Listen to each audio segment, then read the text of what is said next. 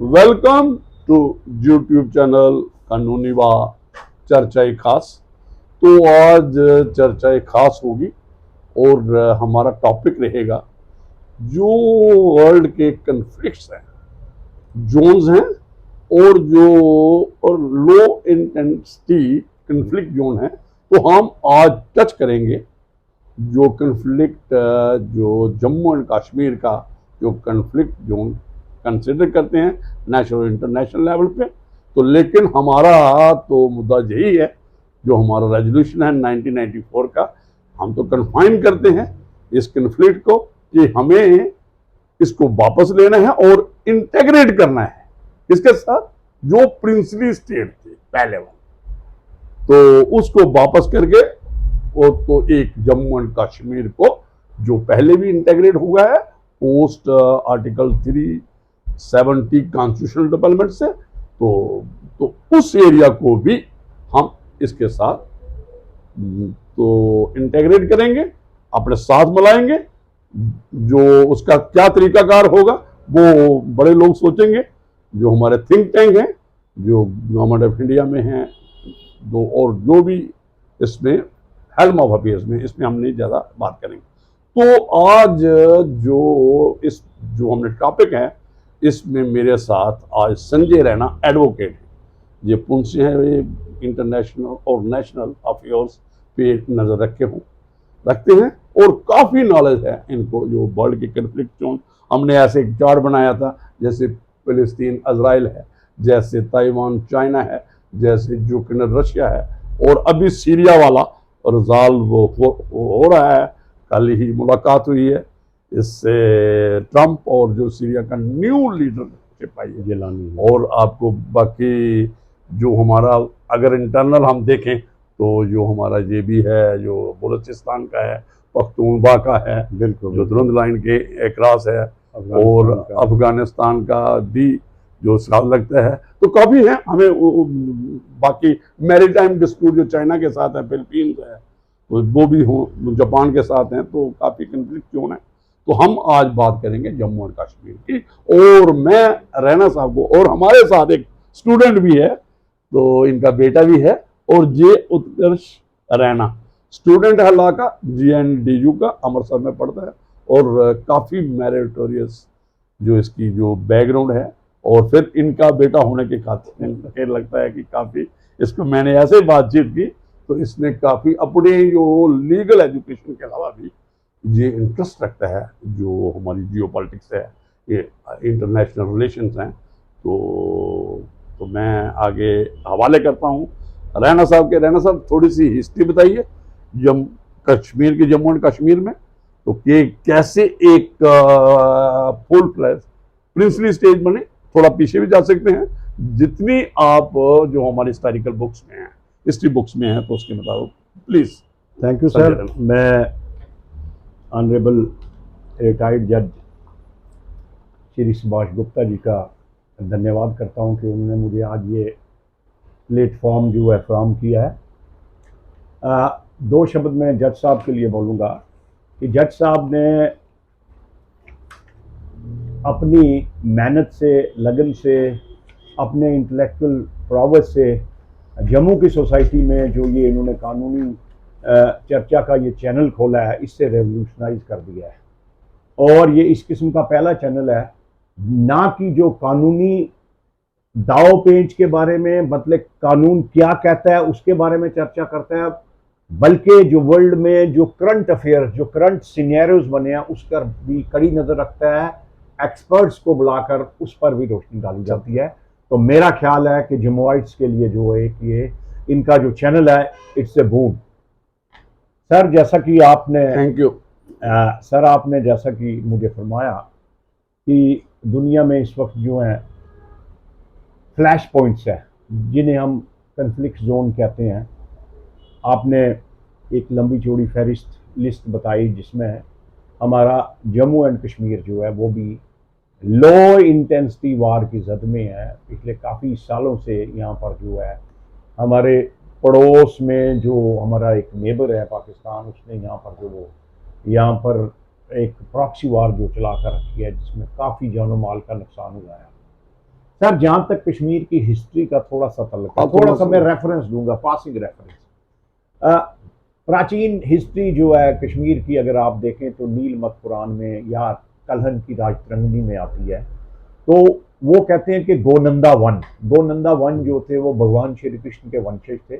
वहां से शुरू करते हैं, जो कलहन हिस्टोरियन है जिनने राजतरंगिणी लिखी है।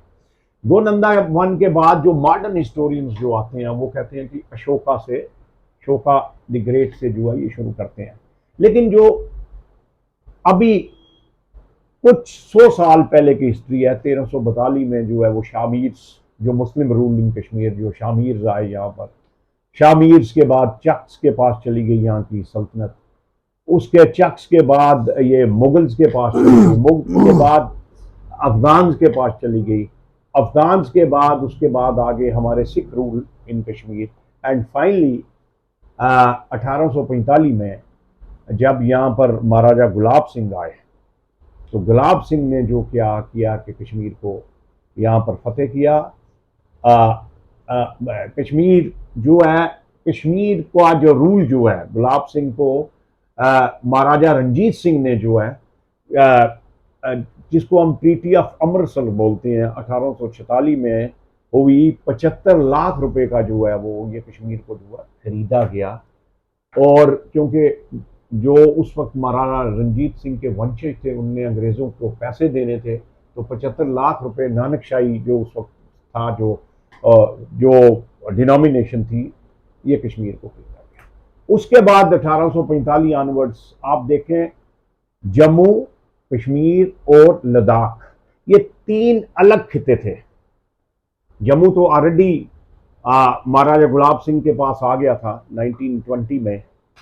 तो उसके बाद कश्मीर, और कश्मीर के बाद उसके बाद जो एक्सपेंशन की महाराजा गुलाब सिंह ने लद्दाख की तरफ, वो अप टू तिब्बत तक, general Zorawar Singh ji up to Tibet तक गए थे। तो डोगराज का बहुत बड़ा रोल रहा है जम्मू कश्मीर को कंसोलिडेट करने के लिए, जो erstwhile state of Jammu and Kashmir थी, जिसमें अप टू तिब्बत तक जाता था, जिसमें आपके गिलगित बाल्टिस्तान, लद्दाख, स्कर्दू और इधर से वेल ऑफ कश्मीर और ये जम्मू के सारे रीजन आते थे। तो इसका श्रेय जो है वो डोगरा रूल्स को जाता है, उन्होंने एक यूनिट में जम्मू कश्मीर।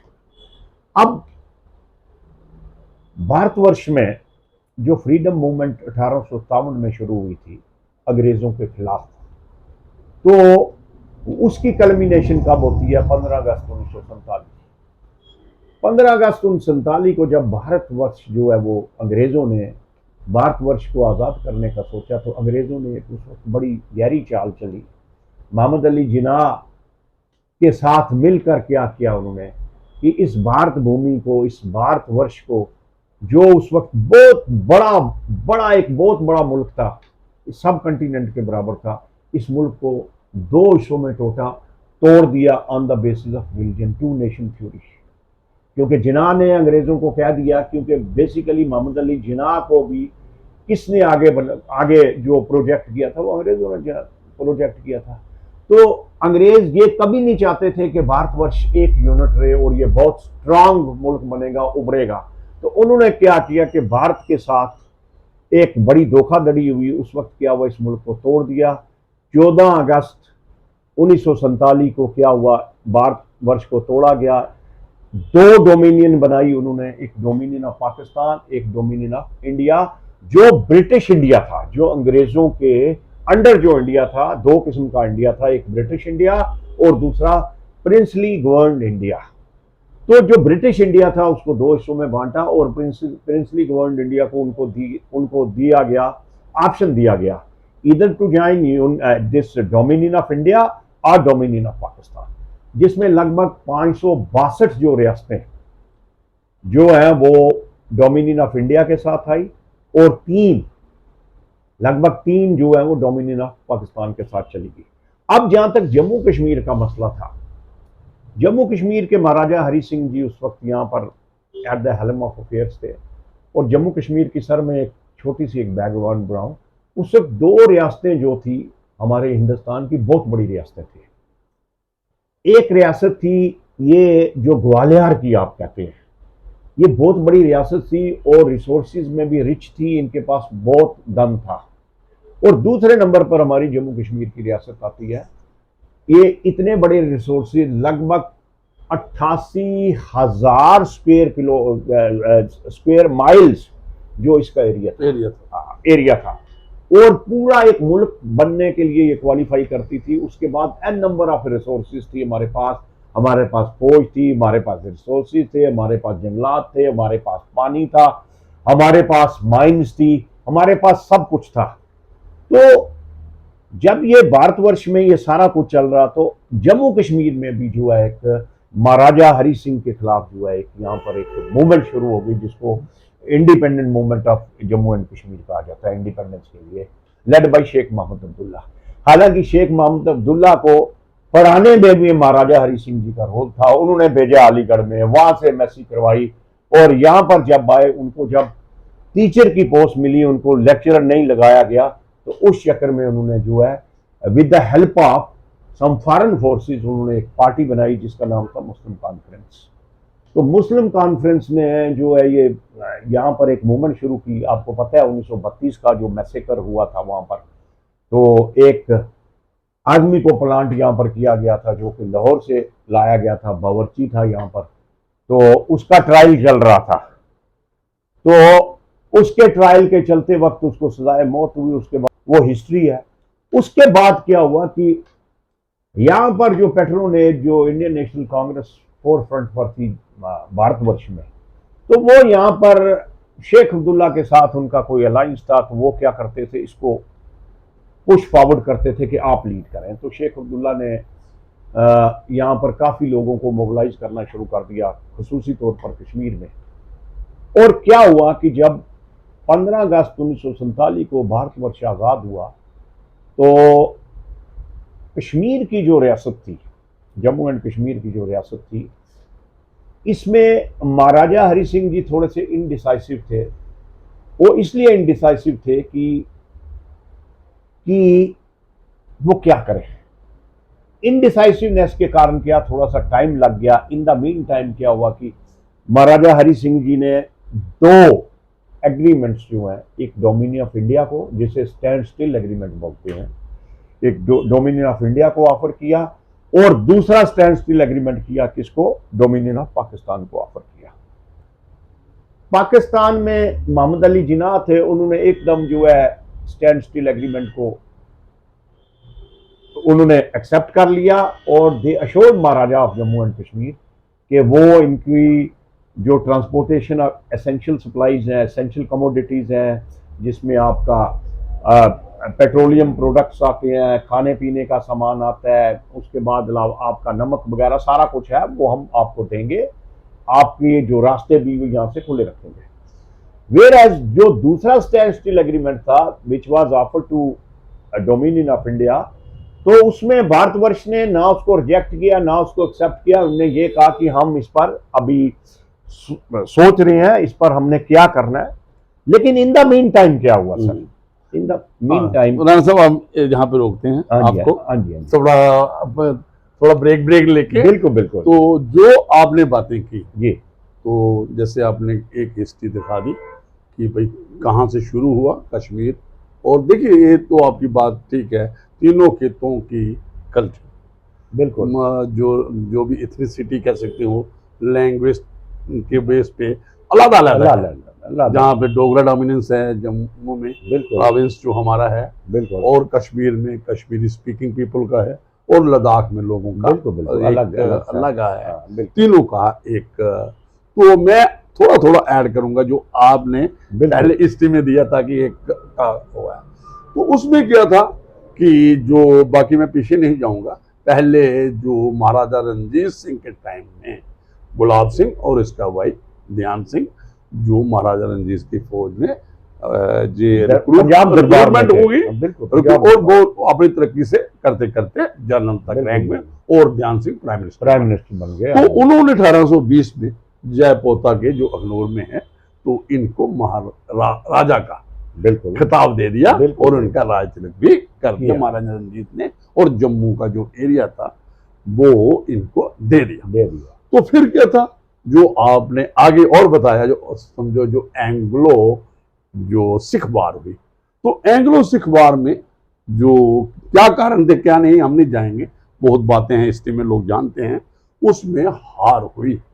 और उसके बाद उस वक्त क्या था जो आपको याद होगा रैना साहब, वो लेते थे बाहर का मुआवजा, कितना हमारा लॉस हुआ है, लॉस हुआ है, वो लेते थे किससे, जो हार गया था, ऑब्वियसली उससे लेना था। बिल्कुल। वो जो आप कह रहे हो जो कश्मीर का, तो उस वक्त सूझबूझ का एक सूझबूझ गुलाब सिंह ने की, उसने कहा जो कश्मीर का एरिया है ये मुझे दीजिए। बिल्कुल। तो in the mean while in लिeu of 75 और उससे पहले लद्दाख में वो चढ़ाई कर चुके थे जोरावर सिंह, जो आपका पता है, जो आपने कहा unparalleled general in the history of India. बिल्कुल, जो काफी फिर जुड़ गए लोग उनके साथ। तो एक जो कश्मीर आने से जो 1846 में जो अमृतसर ट्रीटी हो गई, तो फिर एक फुल फ्लैश्ड स्टेट बन गई, जो आपने पहले बता चुके हो, जम्मू गिलगित बल्तिस्तान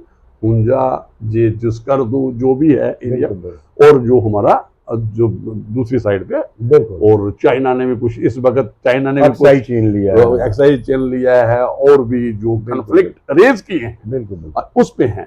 तो ये जो हमने इस तक पहुंच गए। और फिर आपने जो बात कही एक और, कि उस वक्त 3 जो स्टेट थी प्रिंसली स्टेट, बिल्कुल उनका समहाउ, मैं नहीं जाऊंगा इसमें कि क्या कारण था क्या जैसे, लेकिन आपने डिटेल बताई, उसका डिले हो गया असेशन विद इंडिया हैदराबाद, बिल्कुल उसमें मिलिट्री इंटरवेंशन हुई, और जो दूसरा था वहां पे पहलवी साइड हुई जूनागढ़। और हमारे यहाँ पे मैं एक इंटरेस्टिंग बात कहूँ, फिर आपके हवाले करता हूँ। देखिए जो ठीक है मोमेंट एक उस वक्त डेमोक्रेसी की तरफ जा रहे हैं, बिल्कुल डेमोक्रेटिक स्ट्रगल ही थे इंडिपेंडेंस के लिए, और डेमोक्रेसी चाहिए थी, और उसमें सोशलिज्म की बात, मतलब वो सच्ची राज, लोगों को गलत फहमी थी जो नवाब थे राजे थे कि हम सच्ची राज अपना कायम रख सकते हैं। एक जगह पे आपके पास डेमोक्रेसी होगी, दूसरे साथ में ही आपके पास किंगशिप होगी। मुझे नहीं लगता ये मतलब बाइबल है, अफोर्डेबल है। बिल्कुल। तो आगे हम आ जाएंगे वापस उस पे। तो उस वक्त क्या हुआ, जो डिले हुआ, क्या कारण है जो आपने बता दिया है। तो मैं ये कहूँगा कि असेशन डिले हुआ, फिर एक टाइम आ गया कि उन्होंने कहा कि भाई आप जहाँ पे पहुँचो भेजो। क्योंकि 24 जो अक्टूबर 1947 को वहां से ऑपरेशन गुलबर्ग पाकिस्तान फोर्स ने विद द हेल्प ऑफ जो ट्राइबल पीपल थे, तो इनका डिस्गाइज में था, पूरा ऑर्गेनाइज था। लेकिन उन्होंने गलती क्या की, उन्होंने लूटते हुए आए मुजफ्फराबाद में लूटा था, लूटना है, फिर आपको बारामूला लूटा, और उस वक्त कितनी तशद्दद हुई, बिल्कुल रेप हुए, किलिंग हुई, हर किसकी लूटी आर्सन जला दिया। और उस वक्त आज अभी आपसे उस मुद्दे पे मेन जो मुद्दा है ना, उस पर बात करेंगे। तो ये मैं थोड़ा बोलूंगा, फिर आप ये जो कहते हैं ना लोग कि कश्मीरी लोग, जो खासकर कश्मीर के, जे उस वक्त 2 नेशन थ्योरी जिना ने दी थी, जो जिसकी बेस पे पाकिस्तान बना था, उसको कश्मीरी लोगों ने under the leadership of Sheikh Mohammad Abdullah rejected it, और जो रेडर्स आए थे उनका मुकाबला किया, बिल्कुल किया, और उनको, और मैं एक कहता हूँ एक शेख साहब 1947 के, एक शेख साहब 1975 के। अब 75 की जब जो सीएम बनाए गए इंदिरा शेख एग्रीमेंट हुआ, उसके बाद इनकी लाल चौक की स्पीच, भाई आपने हमें, उन्होंने पूरा विवरण दिया जो 1947 का, मकबूल शेरवानी को कैसे मारा, हमारी बहू बेटियों को कैसे आपने इज्जत उनकी लूटी, और आपने हमें एक समझो एक भेड़ बकरियां बना दिया था पाकिस्तान की तरफ से कहा।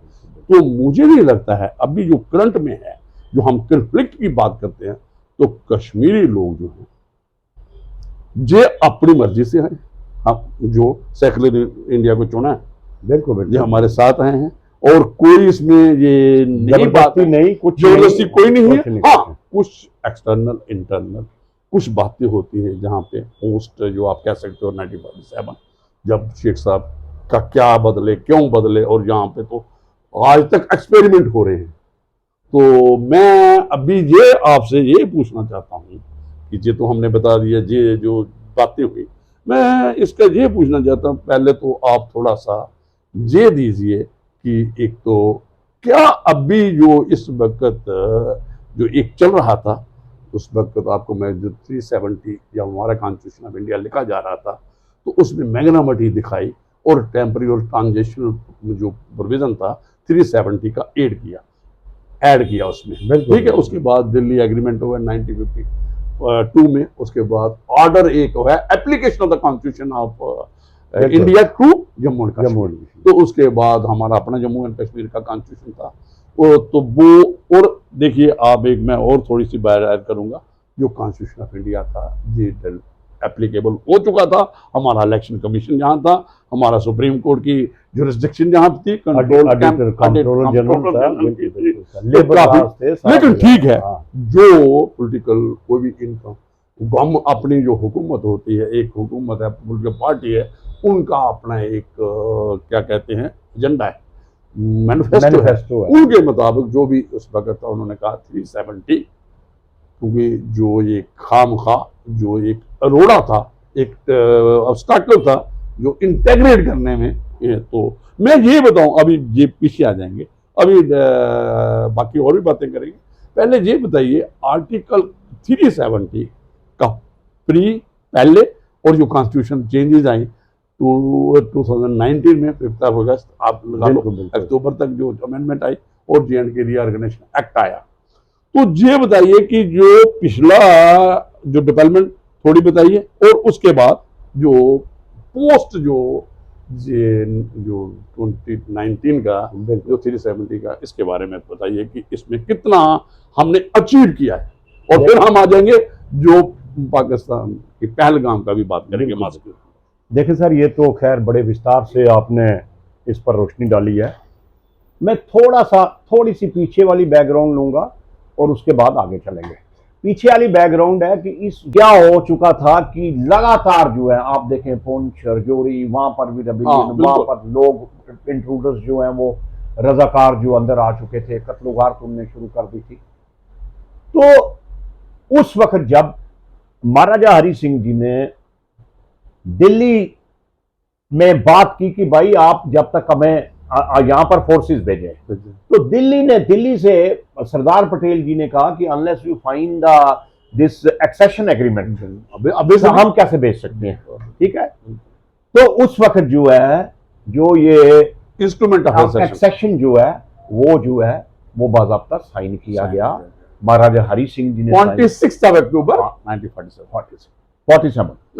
तो जब ये साइन हो गया तो उस वक्त जो है इंडियन ट्रूप्स जो हैं वो श्रीनगर में लैंड किए and they started combating the intruders, जो रजाकार, और एक बहुत बड़े इंसान थे जो महाराजा हरि सिंह की आर्मी थे, ब्रिगेडियर राजेंद्र सिंह जी, बहुत बड़ा कंट्रीब्यूशन। मेजर सोमनाथ जी थे राजेंद्र सिंह जी की अगुवाई में। हालांकि तो मेरा कहने का भाव है कि जब ये हुआ, इंडियन फोर्सेस आई, उन्होंने धकेलना शुरू कर दिया, इनको पीछे जाना शुरू कर दिया, और फाइनली क्या हुआ कि हमारे उस वक्त के नए न्यूली इलेक्टेड जो प्राइम मिनिस्टर थे जवाहरलाल नेहरू जी ने सीज फायर कर दिया, और इस एरिया को कन्फ्लिक्ट जोन बनाने का बहुत बड़ा जो कारण है वो ब्रिटेन खुद है। और क्यों बनाया कि ये कन्फ्लिक्ट जोन बनाया? पहले तो पाकिस्तान को उन्होंने कन्फ्लिक्ट जोन बना लिया कि हिंदुस्तान के लिए हमेशा इरिटेशन रहेगी। दूसरा, जम्मू कश्मीर एक बहाना बना लिया कि ये भी इरिटेशन रहेगी ताकि इंडिया प्रोग्रेस ना कर सके, क्योंकि इंडिया ने 2 नेशन थ्योरी को रिजेक्ट किया था। तो इन सभी चीजों को, और ब्रिटिश जो है जो पाकिस्तान को एक अपना इंस्ट्रूमेंट यूज कर सके against expansion of Soviet union. ये जो बात है ना, ये जो इंटरनेशनल रिलेशन में, जियो पॉलिटिक्स में, मैं रोकता हूं जहां पे, जो अप्रिशिएट करता हूं जो आपने बात की, देखिए ये अप्रिशिएट करता हूं। बिल्कुल वर्चुअली क्या था आपको याद होगा, गिलगित बल्तिस्तान बिल्कुल महाराजा से ने 1917 में 1970 ब्रिटिश ने लिया था, तो क्योंकि जो उस वक्त इन्फ्लुएंस था सोवियत यूनियन का, क्योंकि उस वक्त रेवोल्यूशन हुआ था 1970 में, बिल्कुल। नया रशिया बना था और उसमें यूएस था एक्सपेंशन और ये एक बफर जोन है। सेंट्रल एशियन रिपब्लिक्स उसके नीचे आ गए थे। आ गई तो बिल्कुल साथ है ताजिकिस्तान, बिल्कुल close to Afghanistan and close to PoK जो अब इस वक्त पीओके है, बिल्कुल जो हमारा और गिलगित बाल्टिस्तान जिसमें सी पैक हमारा आता है, बिल्कुल। तो मैं सॉक्सम वैली लगा लो, आप कुछ भी लगा लो, जो सी वन बेल्ट रोड। तो मैं कहने का मतलब मेरा ये है कि उस वक्त इसलिए ये चाहते थे, जो ये ठीक है उसमें चाहते थे ये बफर जोन रहे, हर वक्त लड़ते रहे। बिल्कुल। तो ये देख लिया अफगानिस्तान में कब से वहां पे ट्राई कर ली, रशिया ने कर ली, ये इसने यूएस ने कर ली, और पाकिस्तान की जो वहां पे उनको एक ल्यूक्रेटिव मिल गया था, वो सारी सपोर्ट, और वहां पे मुजाहिद तैयार करते थे, तो वो अफगानिस्तान में भी उन्होंने देखा। इसलिए ये एक जरूरी समझा था कि ये जो मैं तो ये क्योंकि ये बड़ा बफर रहेगा और जहां टकराव रहेगा तो हर वक्त तो हमारी जरूरत पड़ेगी, जैसे अभी यूएस ने इंटरवीन किया है सीज फायर करवाने। तो अभी हम थोड़ा सा ये जो कन्फ्लिक्ट को आगे बढ़ाओ, तो ये बताओ जो पहलगाम का हुआ है, थोड़ा सा बिल्कुल ये क्यों हुआ है, क्या कारण है, थोड़ा सा दर्शकों को ये बताओ कि इसका में क्या है। वो जो आपने बात किया कि पाकिस्तान को क्रीड ही इसके लिए किया गया था, बिल्कुल मजहबी वो था, रेडिकलाइजेशन है इस वक्त वहां पे, और काफी जो, तो थोड़ा सा इसके बारे में देखें जैसा ये जो पहलगाम का जो हादसा हुआ है, आप देख रहे हैं पोस्ट एब्रोगेशन ऑफ आर्टिकल 370 बिल्कुल ठीक। जम्मू कश्मीर में जो एक हुआ बनाया गया था कि यहाँ पर खून की नदी बहेंगी, यहाँ पर ये होगा, यहाँ इंडियन फ्लैग उठाने वाला कोई नहीं होगा, यहाँ पर लाशें उठाने वाला कोई नहीं। Politicians they have created this kind of notion, narrative create किया हुआ।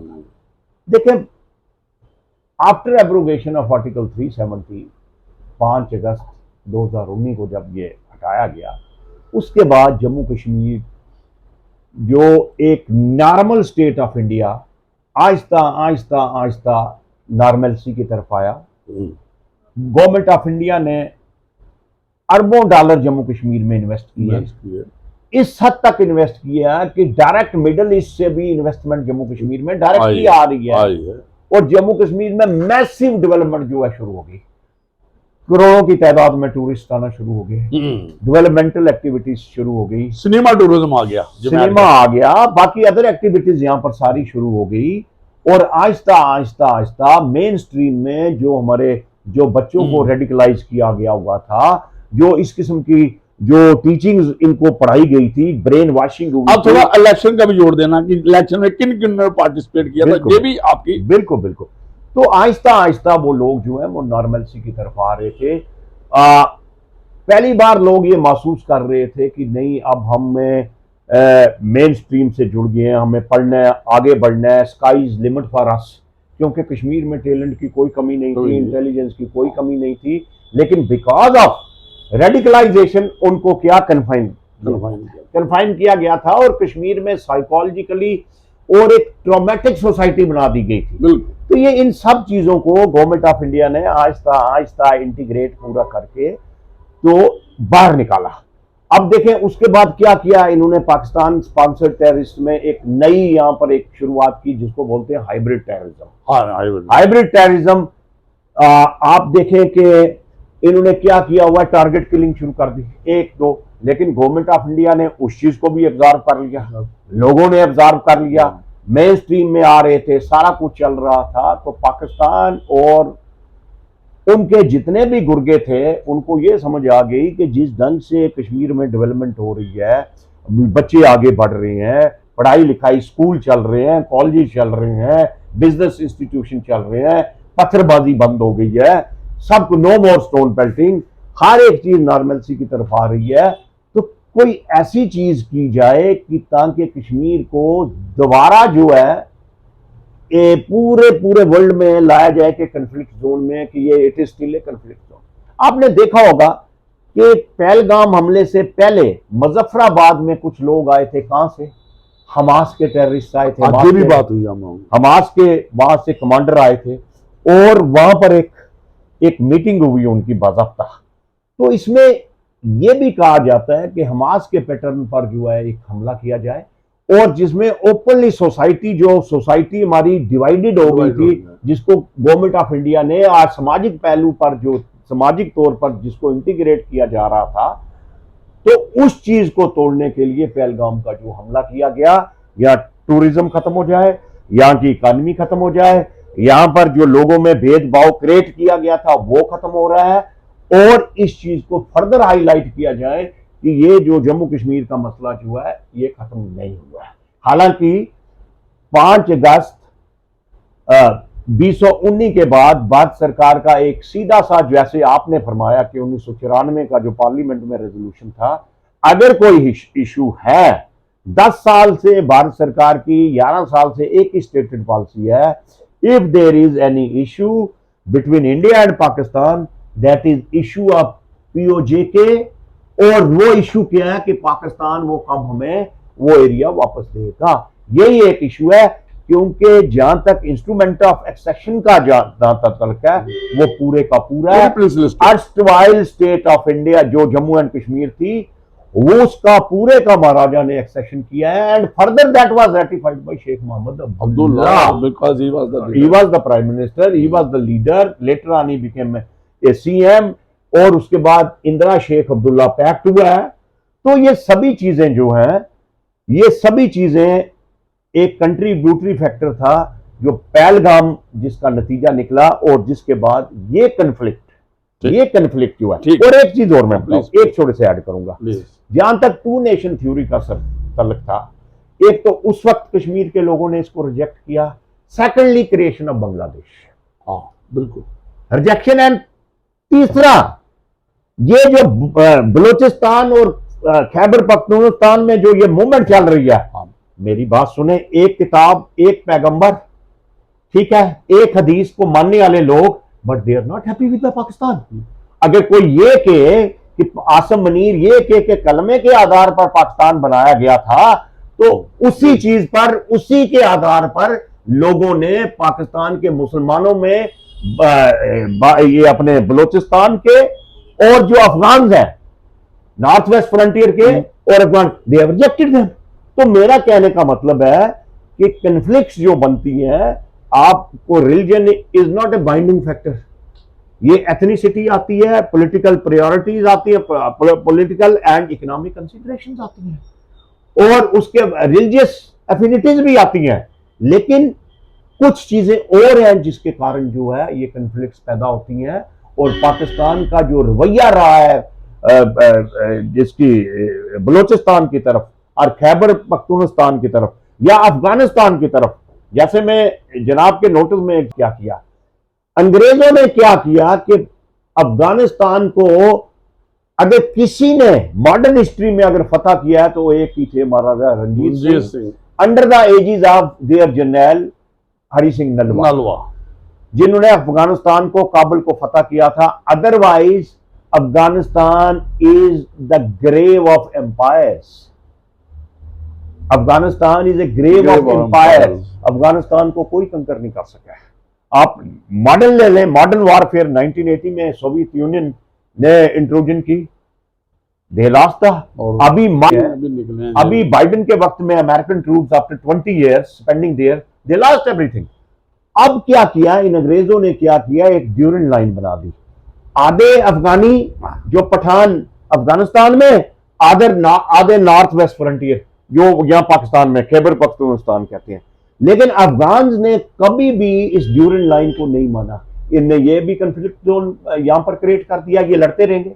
और पाकिस्तान की क्या चालाकी थी, पाकिस्तान की ये चालाकी रही कि पाकिस्तान ने अफगानियों को यूज किया, हमेशा उनको डिस्टर्ब रखा, हमेशा डिस्टर्ब रखा। क्यों रखा? उनको पता था कि यदि अफगानिस्तान में शांति हो गई तो ये जो ड्यूरेंट लाइन है अफगानी मानते नहीं है, ये इस तरफ कूच करेंगे, ये इस तरफ कूच करेंगे, और ये नॉर्थ वेस्ट फ्रंटियर जो खैबर पख्तूनख्वा का जो एरिया है ये अफगानी ले जाएंगे। तो इसलिए पाकिस्तान ने हमेशा उनको क्या अंधेरे में रखा और टलमाइन में रखा। अब जैसे ही अब इस वक्त तालिबान का रूल है, आप देखें कि तालिबानी इस वक्त जो TTP जो है लगी हुई है, उन्होंने तहरीक तालिबान जो पाकिस्तान ने क्रिएट की थी, पाकिस्तान की वही लोग हैं, वही लोग धुंध लाएंगे पाकिस्तान की तरफ है। तो वो जो है वो कहते हैं कि नहीं, यू लीव दिस, और उन्हें अटैक कर दिया। बलोचिस्तान के लोगों ने भी उनके ऑपरेटर्स, क्योंकि बलोचिस्तान में 40% ऑफ द एरिया जो पाकिस्तान का बलोचिस्तान में है, और सुई गैस, आपने नाम सुना होगा सुई गैस, सुई गैस जितनी भी कुकिंग गैस है वो सारे रिसोर्सेज बलोचिस्तान में है।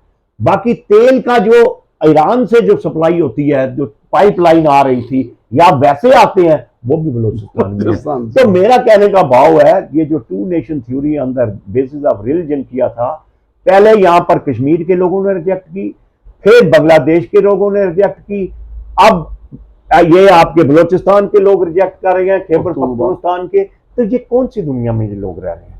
तो मेरा कहने का भाव है सर, 2019 के बाद जैसे जैसे Kashmir it move toward normalcy, election हुए यहां पर, आपने देखा इलेक्शन में जो भी स्टेक होल्डर्स थे उन्होंने पार्टिसिपेट किया, खुले तौर पर इलेक्शन हुए, सबसे बड़ी परसेंटेज 60% से ऊपर जो नॉर्मल एक रहता है वोटिंग परसेंटेज इन इंडिया, उससे रहा। उसके बाद आप देखें यहां पर जो है नॉर्मलसी बिल्कुल। तो जब पाकिस्तान को ये गवारा नहीं हुआ नॉर्मलसी, तो उन्होंने ये पहलगाम का जो है वो कांड करवा दिया, जिसके कारण जो है वो प्रेजेंट हॉस्टिलिटीज जो है वो आपने देखा होगा कि इस वक्त भी गवर्नमेंट ऑफ इंडिया ने बड़े फूक फूक के कदम रखे हैं। वहां पर उनके पहले जो 9 जो टेररिस्ट कैंप्स थे जहां पर डिफरेंट एरियाज ऑफ पाकिस्तान में, उनको डिस्ट्रॉय कर दिया। उसके बाद लगभग 11 जो उनके एयरफोर्स के बेसिस थे, जो भी जहां पर भी उन्होंने जो एयरफोर्स के जो जहाज रखे थे या बाकी जो भी उनका आर्सनल था, उसको डिस्ट्रॉय कर दिया। और उसके बाद they are put armed forces at halt.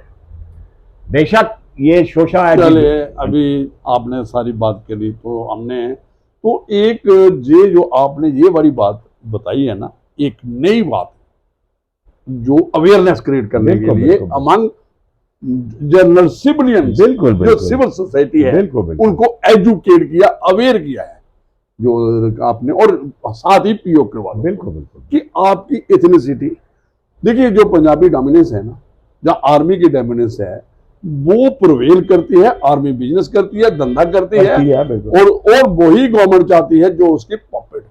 बिल्कुल। तो आपने देखो जो इमरान खान की तो तहरीक के जो इंसाफ पार्टी थी, उसको कैसे इन्होंने खराब किया। मैं राणा साहब ऐड करते जा रहा हूँ, बिल्कुल थोड़ा सा रह गया, बहुत सुंदर आपने पेश किया। तो जो मैं ये बता दूं, जो पीओके में जो इथनिसिटी, कल भी हमने बात की, जो हमारा कल्चर है, पहनावा है इधर के लोगों का, जम्मू कश्मीर, बिल्कुल जो पहाड़ी कल्चर है, डोगरा कल्चर है, कश्मीरी कल्चर सारा है, मिक्स्ड है, वहां पे भी पैसे लोग हैं जैसे भी है। यू विल फाइंड जो ड्रेस कोड है, मैं उस पे कहूँगा, खाना पीना है, बिल्कुल द सिंपल सिटी है, बिल्कुल, और जो ईमानदारी, बिल्कुल, जो एक हॉस्पिटैलिटी कश्मीरियत की बात करते हैं हम, वो इन सारे जोन में है, जो आपने जो कन्फ्लिक्ट में इस वक्त है, और वहां पे जो और पीस चाहते हैं। आप बलोचिस्तान के बंदे को सुन लो, पख्तूनख्वा के जो एरिया है उनका, और ये मैं क्लियर कर दूं, ये पख्तूनख्वा भी जो क्रिएट किया था पाकिस्तान का था, क्योंकि ये माइटी लोग हैं, इनको डिवाइड करके रखो, लोग खासकर पश्तो बोल, ये लड़ते रहेंगे। लेकिन एक मैं अभी बात बता दूं, जो इस वक्त डेवलपमेंट, जैसे कश्मीरियों ने समझा, ऐसे ही जो अफगानिस्तान की पब्लिक है, सिविल सोसाइटी है, और जो हुकूमत है, वो इस वक्त पीस की तरफ जा रही है। पहले भी, और आज हिस्ट्री है अफगानिस्तान का, जो एक स्टेट पॉलिसी होती है, जो नेशनल इंटरनेशनल, बिल्कुल, जो हमारे साथ उनके संबंध हैं, बिल्कुल, वो सदियों से है, बिल्कुल, वो हिस्टोरिकल है। हमने इन्वेस्टमेंट की है, हमने उनकी पार्लियामेंट बनाई है, उनके डैम्स बनाए हैं, रोड्स बनाए हैं, सब स्कूल बनाए हैं। मुझे नहीं लगता, और अभी भी हमारी बातचीत चलती है, समहाउ चलती है। हमारे जो फॉरेन अफेयर मिनिस्टर या दूसरे हैं, सेक्रेटरी वगैरह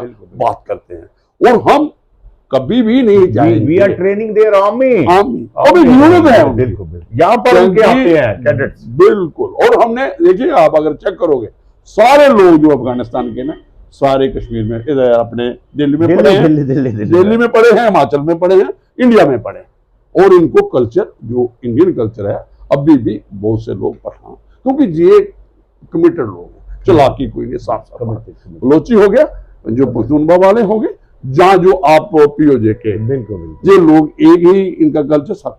तो इनको एजुकेट, जो आपने बातें कही कि भाई ये देख लिया आपने जो आपका अफगानिस्तान बिल्कुल में इस वक्त इन्होंने करवाया वहां पे, बिल्कुल और जो उससे क्या हो रहा है, जो बांग्लादेश ने पहले, क्योंकि समझदार कौम थी बंगाल, उन्होंने पहले कहा कि भाई ये हम पे ठोसते हैं उर्दू, और ऐसी बातें करते हैं। मजूबर रहमान मेजॉरिटी में था, उसको बना, उसको नहीं क्योंकि वो बंगाली था, पंजाबी नहीं था, और उस वक्त क्या किया, बिल्कुल तो फिर इनकी 93 क्या हुआ, 93,000 सरेंडर किया, सरेंडर आर्म। आज क्या कह रहे हैं बलोची कि वो वाले आर्म हमें दे दो, तो हम इसको बलूचिस्तान को, चलो ये बातें हैं। अच्छा, जो आपने पहलगाम वाला बताया ना, जी जी, जो बात हुई, देखिए जो ये इसको जहादी जनरल है, ये मौलवी साथ रखता है आर्मी को डिस्कोर्स देने। बिल्कुल।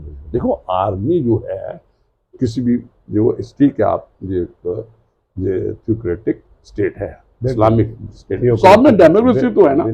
और लास्ट में जो जिना, मोहम्मद अली जिना ने जो स्पीच दी, उसने कहा मिनारिटी हमारी जहां पे है इसको पूरा प्रोटेक्ट किया जाएगा। और वहां पे तो आपने देखा पार्लियामेंट में, असेंबली में हिंदू भी है, सिख भी जाता है, और ऐसा ही आर्मी में भी होगा। तो अगर इस किस्म के हमारे, देखो सेकुलर फोर्स, बिल्कुल हमारा जो भी जहाँ पे बात होती है उसे, हमने जो प्रेस कॉन्फ्रेंस करवाई, बिल्कुल देखिए जो सोफिया कुरैशी है, मतलब ये ऐसी बात नहीं है, हमारे जनरल रहे हैं करन जो करने, जो भी बात ही नहीं है कि जनरल अता हुसैन को देखिए, जो उसको आप देख लो ना, हमारा जिसने आप किया था, जो हमारा ब्रिगेडियर ओस्मान, बिल्कुल जिसने नुशैरा का कहते हैं, तो उसमें उसने आप किया कि मैं इंडिया में जाऊंगा, मैं नहीं जाऊंगा, उसका भाई चला गया था उसने इधर। तो इसके बाद हमारे पास वो वाली बात नहीं है, हमारा सेकुलर है, और हमारा जो करैक्टर है वो सेकुलर है इंडिया को, और हम मैंडेट है।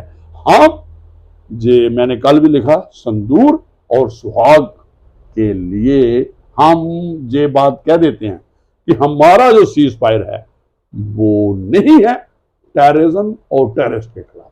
ये जो इंफ्रास्ट्रक्चर जहां कहीं भी क्रिएट होगा इंडिया में, और जो sovereignty elsewhere in the world, we will hit, दोबारा करेंगे अगर कोई इस किस्म का, क्योंकि हमें सबसे पहले हमारे लिए इम्पोर्टेंट है एक इंडियन सिटीजन। बिल्कुल संदूर और सुहाग, बिल्कुल मैंने कल भी किया। तो इनको हमने इनके साथ, और जो हमारा कॉन्स्टिट्यूशन है, कॉन्स्टिट्यूशन जो अधिकार देता है एक सॉवरेन कंट्री को कि वो जो भी अगर कोई इंट्रूडर आता है, कोई इस किस्म की किलिंग होती है धर्म के नाम पे, धर्म के पूछ के, तो उसको हम रिटेलिएट करेंगे। देखिए एक मैं बात कह दूं, हमारा जो प्राइम मिनिस्टर ने जब मीटिंग ली, जर्नल्स को कहा, देखिए लफ्ज क्या है, टेररिज्म के खिलाफ बात, कि हमने उनको क्या किया कि टेररिज्म, जो टेररिस्ट फैक्ट, जहाँ पे फैक्ट्रीज एंड इंडस्ट्री हैं, जो भी लोग हैं, लॉन्चिंग पैड हैं, उनको हमने उनसे टकराव है हमारा नहीं। हमने जो किया सिविल पॉपुलेशन पे अटैक किया, ना ही हमने जो उनकी आर्मी एस्टेब्लिशमेंट थी, चाहे बिल्कुल वो वाला बात। हाँ, जब इन्होंने एस्केलेशन की बात, जैसे आपने थोड़ा सा मुझे आप पुंछ के बारे में बताइए कि आपको एक्सपीरियंस होगा कि जो पुंछ में जो ये हमारा ऑपरेशन हुआ 9 लोकेशन पे डिफरेंट पे, जहाँ पे काफी वो जो टेररिस्ट 100 से ज्यादा मारे गए, उसके बाद जो पुंछ में हुआ इनडिस्क्रिमिनेट, उसके शेलिंग वगैरह, उसके बारे में बताइए कि क्या ये जायज है कि अगर कोई हमारे यहाँ पे टेररिस्ट अड्डा होता, जब कोई टेररिस्ट एक्टिविटी या टेररिज्म की बात होती, तो आप काउंटर करो। बिल्कुल, हमने तो उसको हिट किया, तो इन्होंने क्या किया, तो आगे मैं आपको एक चीज बताऊं, देखिए आप आगे बात करें। हमने सीधा जहां पर टेररिस्ट कैंप्स थे, जहां पर जैश ए मोहम्मद का था, लश्कर तोयबा का था, या हिजबुल मुजाहिदीन के टेररिस्ट जहां पर भी थे, wherever they were, there were 9 locations, we hit those and we tried to avoid the killings of the civilians. लेकिन पाकिस्तान ने इंटर्न क्या किया कि 1:30 बजे रात को जो है, ये वाली बात, they resorted to indiscriminate firing directly on the tone. क्या टोन में हमारे वहां खाली हिंदू सिख रहते हैं, मुसलमान नहीं रहते हैं? मेरी बात सुने, पाकिस्तान एक ऐसा रोग मुल्क है और ऐसी रोग आर्मी है उसकी, सीधा सिविलियंस के ऊपर। पुंछ में कोई हार्डली कोई घर बसा होगा जो ट्रेमर से कांपा नहीं होगा। और वहां पर लगभग 14 लोग मारे गए। आप देखें उसमें मैक्सिमम जो मामदंद है बहन भाई, उनका क्या कसूर था? क्राइस्ट स्कूल के पास रहते थे, गोला गिरा, बहन भाई दोनों, 12-13 साल की बहन और भाई, वो मारे गए। उसके बाद कुछ सरदार लोग हमारे मारे गए, उसके साथ साथ हिंदू लोग मारे गए। तो मेरा कहने का अर्थ है कि जिस ढंग से it is violation of human rights, it is violation of the army code कि आप सिविलियंस को नहीं मारना है। जो यूनिवर्सल जो ह्यूमन राइट डिक्लेरेशन है, 1948 की, डिक्लेरेशन है ये हाँ। कि आप सिविलियंस को नहीं कर सकते हैं, लेकिन पाकिस्तान ने मारा। और आज भी आप देखें यहां पर जम्मू में जो पड़े हैं, जम्मू में भी तो सिविलियन पॉपुलेशन, बिल्कुल। अरे हमारे डिफरेंट लोकेशन पड़े तो सिविलियन लोग पॉपुलेशन को हिट किया गया। तो इसका ये अर्थ है कि पाकिस्तान की मिलिट्री जो है, they are hand in glove with the terrorist.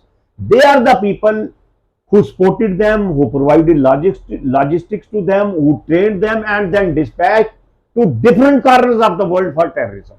तो माननीय प्रधानमंत्री जी की एक बात मुझे बहुत पसंद आई, बहुत बड़ी बात की उन्होंने कहा, terror and talks cannot go together, and he added one more thing, terror and trade cannot go together.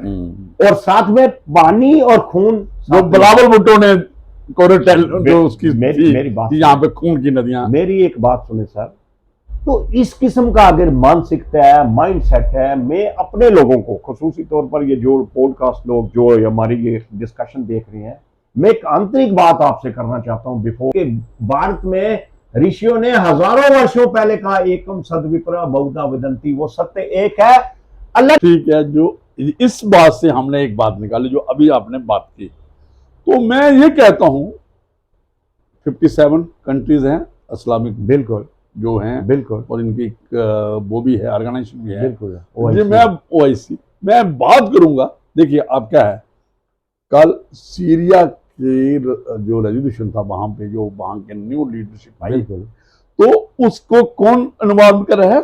जो प्रेसिडेंट ट्रम्प, यूएस का नहीं, कहां पे कर रहा है? सऊदिया में, बिल्कुल। तो जो सलमान, उन्होंने क्या किया, इब्राहिम एक नया एक अकार्ड किया, इब्राहिम अकार्ड, किसके? इजराइल के साथ, कि हम प्रोग्रेस की तरफ से, वो कितनी तरक्की कर रहे हैं। बिल्कुल। उनका पहले ऑयल इंडस्ट्री, ऑयल का वो था उनकी, लेकिन अभी वो टूरिज्म, अभी व्यापार देखो कितनी वहां पे जो हमारी मल्टीनेशनल कंपनी इन्वेस्टमेंट है, कितना आ रहा है, नई सिटी बन रही है। ठीक है, सबसे सेंटर जो है असलम जो हमारा है वहीं पे है, लेकिन उन्होंने क्या किया, उन्होंने एक अडाप्ट किया कि भाई हम एक अकार्ड किया, इब्राहिम किया अकार्ड है, और उन्होंने ये सोचा कि हमें प्रोग्रेस करनी है।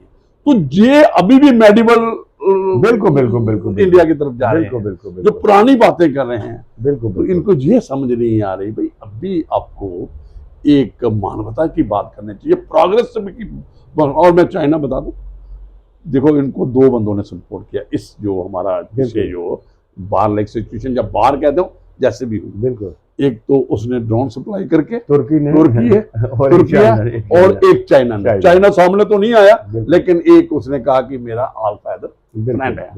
लेकिन मैं एक बात बता दूं, जो इसकी इन्वेस्टमेंट जैसे आपने बलूचिस्तान की किया कि वहां पे रेयर मिनरल्स हैं, गोल्ड भी है, और वहां पे सारी एक्सप्लॉयटेशन करके ये पंजाबी आर्मी वाले जो बिजनेस करते हैं वो ले जा रहे हैं।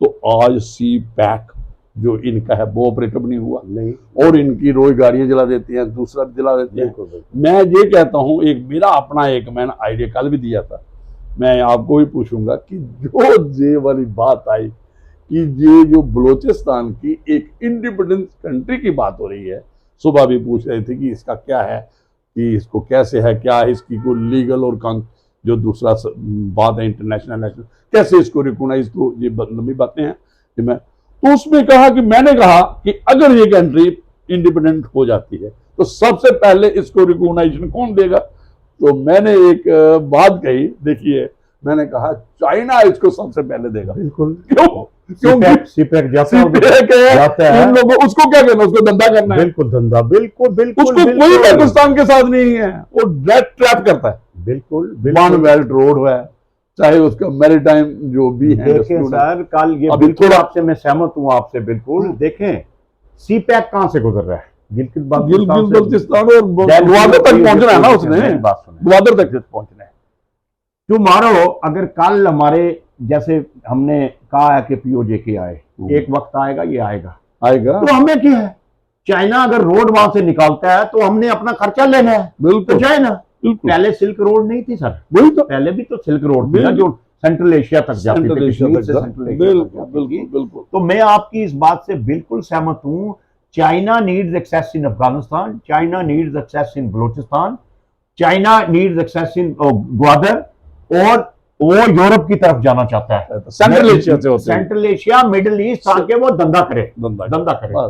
तो मेरा कहने का अर्थ है जो बिजनेस वाले लोग होते हैं, जैसे चाइना का बिजनेस माइंड है, उनका है ही काम है उसका, बिल्कुल, चाहे हथियारों का है चाहे जिसका भी है, वर्ल्ड की पूरी फूड चेन उनके पास है, फूड चेन उनके पास, सर्विस भी है, फूड चेन 5G सब उनके पास था। तो मेरा कहने का अर्थ है कि चाइना, बिल्कुल आपसे सहमत हूं, China will be the first country to recognise Afghanistan, recognise. एक और मजेदार बात बता दूं, एग्जांपल दूंगा, जो मैंने ये वर्कआउट किया है ना, आइडिया दिया है ना, क्यों कि किसी कंट्री ने अफगानिस्तान को अभी रिकॉग्नाइज नहीं किया, हमारा तो वहां पे पैसा है, बिल्कुल इंटरेस्ट है, और हमारे अच्छे बिल्कुल ये सदियों से हैं, बिल्कुल जब से अफगानिस्तान है या इंडिया है, कभी भी कंफ्लिक्ट में नहीं रहे, जैसे हमने पहले बात।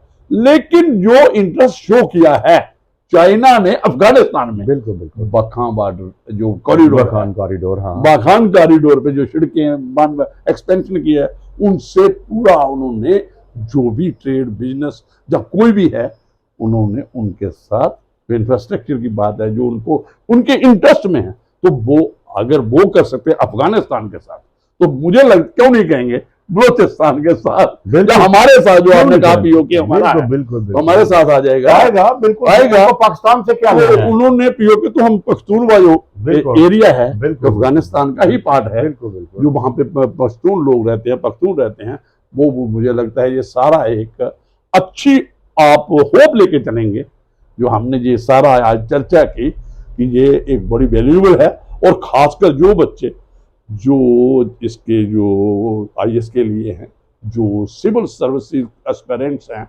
और ये सारी बातें जो खासकर जो रैना साहब ने हिस्ट्री की बात की, जियो पॉलिटिक्स की बात की, इंटरनेशनल रिलेशन की, इतनी नॉलेज और इतनी इंफॉर्मेशन तो आपको जो हमने आज दी है, ये किताबें ढूंढते रहेंगे बच्चे और करते रहेंगे।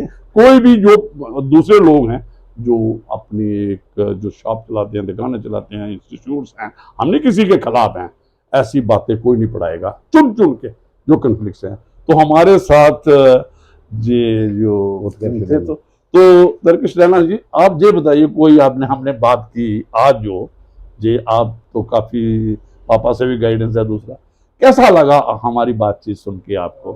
थोड़ा सा आप यू रिक्वायर्स है तो जो आप देखते हुए देखिए और बात करिए। सबसे पहली बात तो मतलब एक बहुत ही नॉलेजेबल सेशन था मेरे लिए, और भी जो मतलब लीगल बैकग्राउंड से जो लोग हैं और देखेंगे, जो स्टूडेंट्स हैं जो वैसे मतलब जिनकी रिक्वायरमेंट करंट अफेयर्स के रिलेटेड में है, मतलब उनको काफ़ी एक नॉलेजेबल लगेगा कि जब वो इस सेशन को सुनेंगे। डिफरेंट वर्ल्ड में जो प्रॉब्लम चल रही है, इस सेशन में हमें उन सब के बारे में भी जानकारी मिलती है, और क्या क्या अलग अलग प्रॉब्लम है। इस सेशन में हमने सोल्यूशंस भी डिस्कस करे हैं, क्या क्या सोल्यूशंस हो सकते हैं, और मतलब ये बहुत ही मेरी एज के लिए, जो मेरी एज में जो मतलब 20-21 साल के बच्चे हैं, जिनको मतलब जिनकी रिक्वायरमेंट ही यही है, मतलब उनके लिए बहुत ही एक अच्छा सेशन रहेगा कि अगर वो इसको सुनेंगे तो उनको ना एक करंट अफेयर के बारे में एक बहुत अच्छी नॉलेज मिलेगी, और उनका ना एक माइंडसेट ग्रो होगा, इवॉल्व होगा बहुत अच्छी तरीके से। वो जो भी प्रॉब्लम्स हैं उन सबको समझ पाएंगे, और मतलब अपना ना एक जो होता है ना, एक रैशनल स्टैंड पॉइंट रख पाएंगे कि ऐसे ऐसे ऐसे ऐसे ये प्रॉब्लम है, इसका ये सोल्यूशन है।